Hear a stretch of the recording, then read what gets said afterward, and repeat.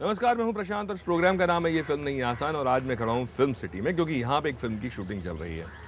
अगर अभिनेताओं की बात करें तो मेरे हिसाब से दो तरह के अभिनेता होते हैं। एक वो जो खुद चलकर किरदार के पास जाते हैं और दूसरे वो जो किरदार को अपने पास बुलाते हैं।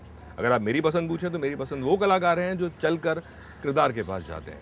आज मैं आपको मिलाने वाला हूँ एक ऐसे ही एक्टर से जिन्होंने अपना करियर टेलीविजन से शुरू किया और बहुत सारी फिल्में भी की और फिल्मों के लिए उन्होंने नेशनल अवार्ड भी जीता और बाफ्टा अवार्ड भी। मैं बात कर रहा हूँ एक्टर पवन मल्होत्रा की।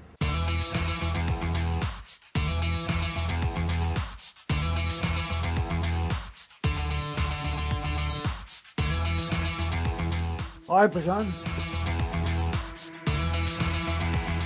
रुस्तम के सेट पे हम लोग पवन जी बहुत एक अहम किरदार उसमें निभा रहे हैं। तो सबसे पहले तो मैं आपसे यही बोलूंगा कि आप बहुत सिलेक्टिव फिल्म्स करते हैं। रुस्तम जैसी फिल्म में आपको क्या दिखा जो आपको लगा कि मुझे फिल्म करनी चाहिए? कहानी अच्छी है, प्रोड्यूसर अच्छा है, नीरज पांडे जब भी कोई कहानी उठाते हैं तो अच्छी होती है, मेरा रोल अच्छा है, सब कुछ ही पूरा पड़ रहा है तो फिर ना करने की बात ही नहीं है। दिल्ली के न्यू राजेंद्र नगर से एक शख्स एक्टर बनने का सोचता है जिसके घर में बिजनेस है और वो घर में ये भी सुनने को मिला होगा कि भाई तुम बिजनेस क्यों नहीं संभाल रहे हो और कहाँ नाटक नौटंकी में जा रहे हो। तो मुझे ये बताइए कि वो कीड़ा या वो बीज कहाँ से पनपा जब आपको लगा कि आपको एक्टर बनना है? फिल्म एक्टर बनना है तो खैर बहुत पहले से नहीं था, कभी सोचा भी नहीं था। सच बात है कि थिएटर भी कोई एक दोस्त ने मुझे बोला कि एक प्ले में कुछ लोग चाहिए, तुम करोगे थिएटर। और फिर जब कॉन्वर्सेशन में मुझे मालूम पड़ा कि ये तो टिकटेड शो होने वाला है और श्री राम सेंटर जैसी जगह पर, तो मेरा पहला रिएक्शन था मुझे क्यों लेंगे, है ना। और उस प्ले में उनको क्राउड बहुत था तो मैंने कुछ 5-6 अलग अलग किरदार किए थे, सोच लीजिए कैसे, सिपाही और क्राउड और ये सब। और फिर उन्होंने मुझे रुचिका थिएटर ग्रुप से शुरू किया था। फिर उन्होंने मुझसे कहा कि आप हमारे ग्रुप के मेंबर क्यों नहीं बन जाते, किसी एक ने बोला।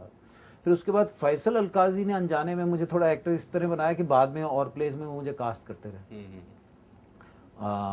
स्प्रिंग अवेकनिंग किया और एक प्ले उन्होंने किया था फादर, हिंदी में हमने किया था।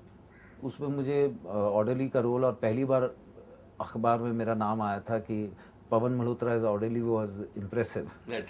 तो मैं एक हफ्ते 10 दिन तक उसी को पढ़ता रहा था। फादर को ये था कि मशीन टूल्स का हमारा फैमिली बिजनेस था तो यही करेंगे, लेकिन शायद कहीं ना कहीं फिर इस तरफ जब आए तो एक मज़ा आने लगा, इंटरेस्ट आने लगा। मेरे लिए एक दुनिया की अलग खिड़की भी खुली थी थिएटर में आने से। जिस तरह के लोगों को मैं मिला, जिस तरह की विचारधारा सुनने को मिली। पहली बार फिल्म का जो मैंने शूट देखा वो मुझे गांधी फिल्म दिल्ली में बनी। उसमें आपने मेरे ख्याल में कॉस्ट्यूम डिपार्टमेंट में असिस्टेंट वार्डरोब असिस्टेंट था। जी जी, रिचर्ड अटनबरो की फिल्म गांधी की आप बात की फिल्म। और देखिए ना, शुरुआत भगवान ने कहाँ से करवाई, जहाँ मतलब रिचर्ड अटनबरो की गांधी फिल्म, और उसमें जिस तरह के एक्टर्स और लोग इन्वॉल्व थे, मैं जानता भी नहीं था। जब मैं मार्टिन शीन से बहुत बहुत देर तक वो आके मुझसे बात किया करता था, मुझे मालूम था कि हॉलीवुड का कोई स्टार है, पर मार्टिन शीन है ये एक्चुअली उस वक्त नहीं पता था।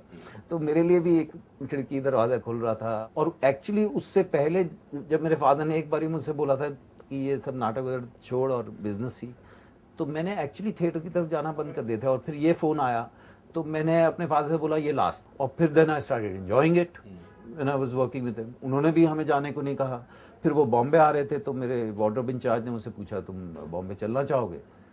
तो मैंने कहा पर आप तो अपना क्रू काट रहे हैं, ऐसा सुना है कि यहाँ से छोड़ के वहाँ से कुछ क्रू में लोग लेंगे, वहाँ से पिकअप करेंगे। तो उसने मुझसे कहा था कि that's not your problem, I can't run my wardrobe without you. फिर बॉम्बे आए, फिर पूना गए। तो बॉम्बे आने का कारण आपका वो ही फिल्म बनी? नहीं, उस फिल्म से फिर मैं वापस एक तरह से रियली गया नहीं बिजनेस में, और बिजनेस में मेरा दिमाग भी नहीं चलता था। जब आप बॉम्बे गए होंगे तो ये पेरेंट्स ने सोचा होगा कुछ दिन के लिए गए हैं, वापस आ जाएंगे। ऑफ कोर्स मेरे फादर का पहला रिएक्शन ये था कि बॉम्बे मतलब कैसे, क्या और कितने पैसे मिलेंगे, और उन फिल्मों में कुछ पैसे नहीं होते थे। जब मैंने पैसे बताए तो मेरे फादर खड़े हो गए, पागल है, बम्बई में इस पैसे में कोई नहीं रह सकता। मैं ये अक्सर अपने फादर से यूं ही कहा करता था, you are a self made man, I want to be a self made man. तो वो बोलते थे हाँ यार तेरे को ब्रांच खोल देंगे तो अपना पहले सीख तो ले और ये सब।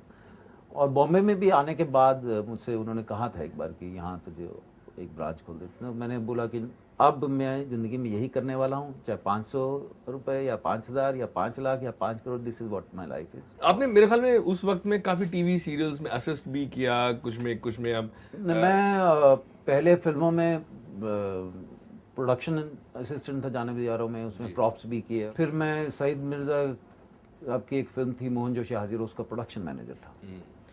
और फिर खामोश में विनोद चोपड़ा की फिल्म में प्रोडक्शन मैनेजर था। और क्या होता था, उन फिल्मों में बजट्स बहुत कम होते थे, तो कोई आदमी एक काम नहीं, बहुत सारे चंद लाखों में फिल्में बनती थी। हाँ, जीने के लिए बॉम्बे में पैसा चाहिए, सरवाइव करना है, एड फिल्म की प्रोडक्शन कर ली या जो भी उस वक्त सर्वाइवल के लिए। फिर ये जो जिंदगी में असिस्ट भी किया, उसी दौरान मुझे नुक्कड़ का रोल ऑफर हुआ। 85-86 में नुक्कड़ आया था, क्योंकि 89 में मुझे पहला अपना फिल्म का रोल मिला लीड में, सलीम लंगड़े पे मत रो।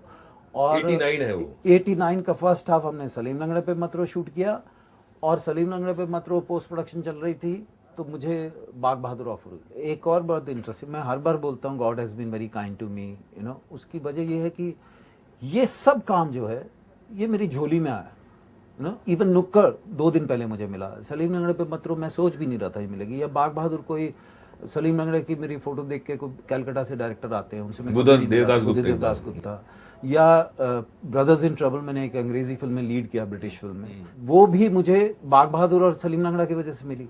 फिर इन 3 फिल्मों की वजह से अनुराग ने ये देखी थी तो मुझे ब्लैक फ्राइडे मिली। तो जब आपका काम आपको काम दिलवाता है ना।